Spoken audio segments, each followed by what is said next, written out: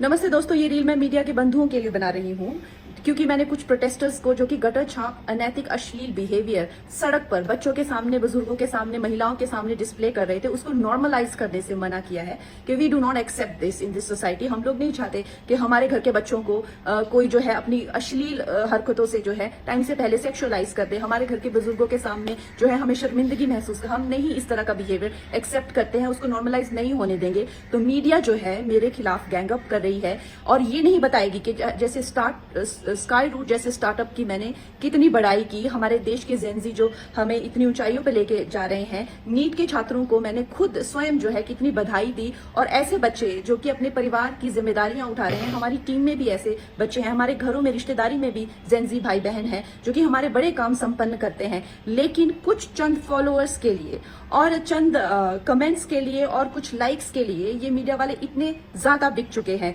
और मैं देख रही हूँ कि कुछ फेमिनिस्ट जो हैं वो एंकर्स कह लीजिए या पूरे एक बुलेटिन कर रहे हैं और मुझे सिखा रहे हैं कि Kangana, why should these women have the burden of dignity और डिसिप्लिन। हम लोग मिलेनियल वुमेन पे इतना प्रेशर था to be dignified and to be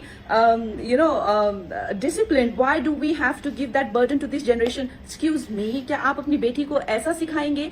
discipline में रहना या मर्यादाओं में रहना कोई चॉइस नहीं है। भौंडा प्रदर्शन तो हर कोई करना चाहेगा, लेकिन अगर आपको समाज में रहना है और संविधान के हिसाब से आपको चलना पड़ेगा, जिसका मतलब है कि आपकी आजादी वहां खत्म हो जाती है जहां मेरे नाक और कान शुरू होते हैं। तो आप भौंडे बनकर सिर्फ अपने कमरे में रह सकते हैं, बाहर आकर आप मेरे आराध्य, चाहे आपको मेरे माता पिता के लिए कोई सेंटिमेंट ना हो, मेरे घर के बच्चों के लिए कोई आपको भावना ना हो, उसका मतलब ये नहीं है कि आप उनको सड़क पर सेक्सुअल गालियां देंगे, उनके मान को हानि करेंगे। मेरे आराध्य, मेरे भगवान हो, चाहे मेरे नेता हो, प्रधानमंत्री जी से जो है लोग उनको एग्जाम बडी कहते हैं बच्चे, उनके साथ में कितने लोगों की भावनाएं, कोई उनको लीडर मानता है, कोई उनको दोस्त मानता है, कोई उनको परिवारजन मानता है, कोई उनको भगवान मानता है। उसी तरह से आप किसी की फीलिंग्स हर्ट नहीं कर सकते हैं। ये कोई कूल बनना नहीं है, ये एक बेसिक सिविक सेंस है और अगर आपको ये नहीं आती है तो आपको सीखना पड़ेगा।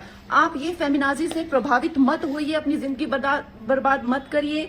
इस भौंडेपन को सिर्फ और सिर्फ आप अपने कमरे में डिस्प्ले कर सकते हैं, बाहर जाके आपको मर्यादा में रहना पड़ेगा ना, या आप वर्क प्लेस से निकाल दिए जाओगे। आप कभी भी कोई संबंध, परिवार वाले भी आपको भौंडापन नहीं झेलेंगे, तो आपके सामने एक डेड एंड के सिवाय अंधकार वाली जिंदगी हो जाएगी।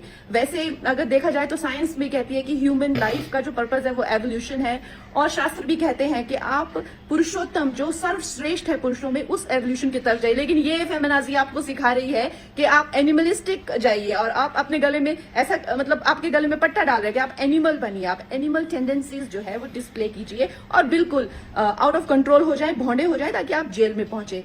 आपको डिसाइड करना है कि आपको कौन अच्छे से गाइड कर रहा है और कौन आपको सही दिशा बता रहा है।